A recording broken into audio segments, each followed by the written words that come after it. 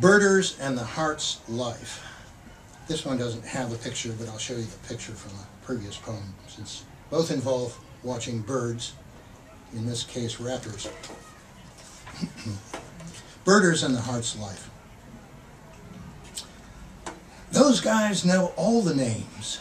Even when they can't see a bird, they listen for the call and then jump and sing out in glee, wood pewee or red-eyed vireo. They make lists of every bird they've ever met anywhere and will draw you a picture given half the chance.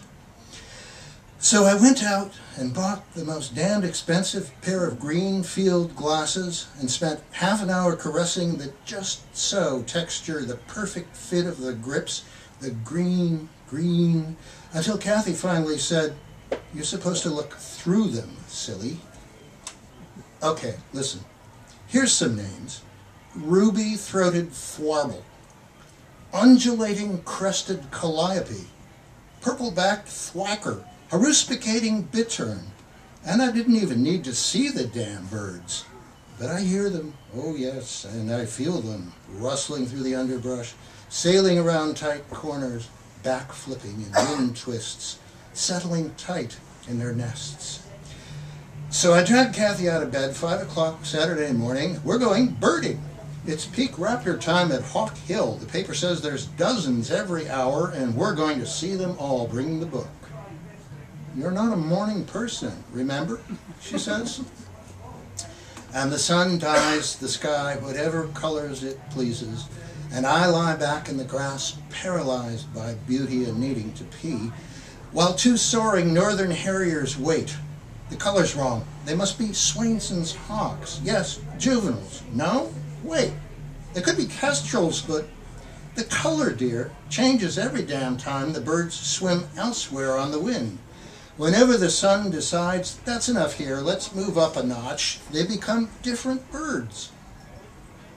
But Jesus, will you look at how the updraft curves their wings like lips waiting for a kiss? Part 2 is called To Love and Lose, and most of the poems have in common that very theme, love and the loss that it often entails. The first one has an egret standing in the rain, which is part of the poem, and I'll give that a whirl. It's called Adoption. In the park, a steady rain thrums my black umbrella. Turtles submerge in protest, but a snowy egret stands in a pond white against the gray sky, still sounding, elegant fish listener amid the rainwater bubbles. Then my clumsy nearing starts him up and off, long, loose head feather trailing, pipe stem legs wafting through water-thick air. He lands behind a tree fern, ecstatic in the greening rain, aware solely of his own spreading fronds and tightly furled scrotum waiting for the sun to break open its knot, uncurl its sex like a sprung spring, and with the first warm breeze let loose its spores upon the air. The whole natural world, guzzling wet, awaits the onslaught of seed, the opening burst of blossom and fresh life. But there, against a dumpster, a large, fine teddy bear sits glumly moistening, dark eyes forlorn as a lost dog's. What sort of mother would throw away a child's long-treasured friend? What father so crass, unless they'd lost all love or hope? The child, too, discarded, unborn, or dead. By the teddy's foot swills a satisfied clump of buttercups.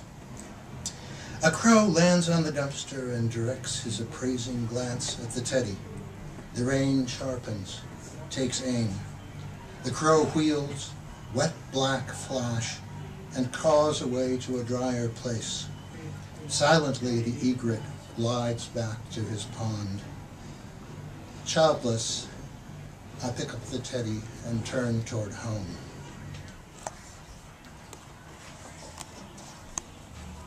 Mockingbird. Picture of the guy in this case. On a post on the mountain, a mockingbird with his bright barred back calls and calls in every language he has mastered. Come here, my pretty, come here. He flies up a few feet and floats down, singing. My dog can't grasp why I stay and stare. He tries to haul me down the hill by force, back home to where his dinner waits. The bird looks once, then ignores us both. He flies up, dips down, flies up, dips down, sings and sings and sings, but no mate comes.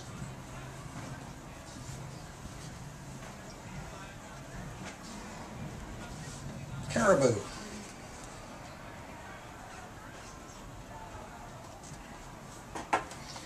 The immense racks of caribou are living, feeling tissue early on, covered with fine skin and fuzz, sensitive to touch as an ear to screaming. Later, they set into bone, tear through the air like a robust thorn bush, then shed in a single season. The big bucks carry their racks proudly as any king wears a crown, and feel they must use them as any king swings mace and sword to cut pretenders down. The does, circumspect, await the outcome and appear not remotely concerned when the males lock horns and starve.